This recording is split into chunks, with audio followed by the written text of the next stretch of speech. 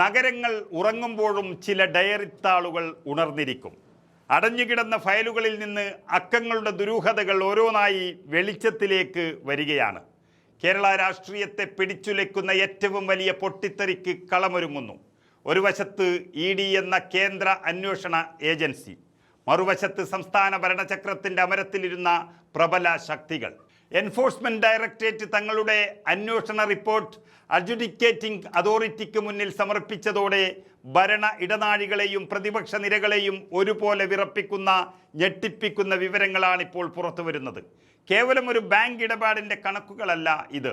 കോടികളുടെ അവിഹിത സാമ്പത്തിക ശൃംഖലയുടെ അണിയറ കഥകളാണ്. അന്വേഷണ ഉദ്യോഗസ്ഥരെ പോലും ഞെട്ടിച്ചുകൊണ്ട് മിന്നൽ പരിശോധനയിൽ വീണയുടെ വസതിയിൽ നിന്ന് പിടിച്ചെടുത്തത് നിർണായകമായ തെളിവുകളാണ്. ഒരു ഐഫോൺ, പലതും കുറിച്ചു വച്ചൊരു പ്രത്യേക പേപ്പർ ഷീറ്റ്, അതിലൊക്കെ ഉപരി ചുവന്ന പുറംചട്ടയുള്ളൊരു ഡയറി. ആ ഡയറിയിലെ 1 മുതൽ 9 വരെയുള്ള താളുകളിൽ കുറിച്ചിട്ട കണക്കുകളും അക്കങ്ങളുമാണ് ഈ കേസിലെ ഏറ്റവും നിർണായകമായ വഴിത്തിരിവ്. ഇതിലും വലിയ പ്രഹരമായി മാറിയത് CMRL മുൻ മാനേജിംഗ് ഡയറക്ടർ SN ശശിധരൻ കർത്ത EDക്ക് നൽകിയ മൊഴിയാണ്. IT സേവനങ്ങളോ കൺസൾട്ടൻസിയോ നൽകുന്നതിനല്ല, പകരം മുൻ മുഖ്യമന്ത്രി പിണറായി വിജയനുമായുള്ള വ്യക്തിബന്ധം കൊണ്ട് മാത്രമാണ് വീണയുടെ എക്സാലോജിക് കമ്പനിക്ക് കോടികൾ കൈമാറിയത് എന്ന കർത്തയുടെ വെളിപ്പെടുത്തൽ. എക്സാലോജിക്ക് തങ്ങൾക്കൊരു സേവനവും നൽകിയിട്ടില്ലെന്നും പിന്നീട് അതിലും കുറഞ്ഞ തുകയ്ക്ക് മറ്റൊരു കമ്പനിയെ കൊണ്ട് ആ ജോലി ചെയ്യിപ്പിക്കേണ്ടി വന്നെന്നും കർത്ത സമ്മതിക്കുമ്പോൾ തങ്ങൾ യാതൊരു സേവനവും നൽകിയിട്ടില്ലെന്ന് വീണ വിജയനും EDക്ക് മുന്നിൽ സമ്മതിച്ചതായി റിപ്പോർട്ടുകൾ വ്യക്തമാക്കുന്നു. കണക്കുകളിലെ തിരിമറി ഇതിലും ഭീകരമാണ്. CMRL നിന്ന് ആകെ 182 കോടി രൂപയുടെ ക്രമക്കേടാണ് ED കണ്ടെത്തിയിരിക്കുന്നത്.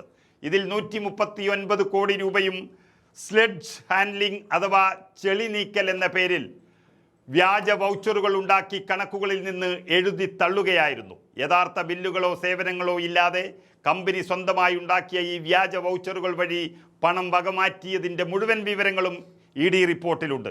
ശക്തമായ നടപടികളിലേക്ക് കടന്ന അന്വേഷണ സംഘം എക്സാലോജിക്, ലാക്കർ ഇന്ത്യ, വീണയുടെ വ്യക്തിഗത അക്കൗണ്ടുകൾ എന്നിവയിലെ പണം മരവിപ്പിച്ചു. CMRL ഉടമകളുമായി ബന്ധപ്പെട്ട സ്വത്തുക്കൾ ഉൾപ്പെടെയാകെ 29 കോടി രൂപയുടെ സ്വത്തുക്കളാണ് നിലവിൽ കണ്ടുകെട്ടുന്നതിന് മുന്നോടിയായി ED മരവിപ്പിച്ചിരിക്കുന്നത്.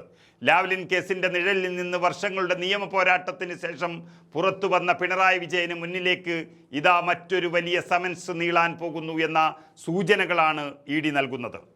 അഡ്ജുഡിക്കേറ്റിംഗ് അതോറിറ്റിക്ക് മുന്നിൽ വീണ ഉൾപ്പെടെയുള്ളവർക്ക് തങ്ങളുടെ ഭാഗം വിശദീകരിക്കാൻ അവസരം ലഭിക്കുമെങ്കിലും തെളിവുകളുടെയും മൊഴികളുടെയും അടിസ്ഥാനത്തിൽ ED ഒരുക്കുന്ന ഈ വലയം എത്രത്തോളം ശക്തമാണ് എന്ന് കണ്ടറിയണം. വരും ദിവസങ്ങളിൽ കേരള രാഷ്ട്രീയം സാക്ഷ്യം വഹിക്കാൻ പോകുന്നത് കേവലം ആരോപണ പ്രത്യാരോപണങ്ങൾക്കല്ല, സുപ്രധാന വ്യക്തികളുടെ ഭാവി നിർണ്ണയിക്കുന്ന വമ്പൻ നിയമ പോരാട്ടങ്ങൾക്ക് കൂടിയാണ്.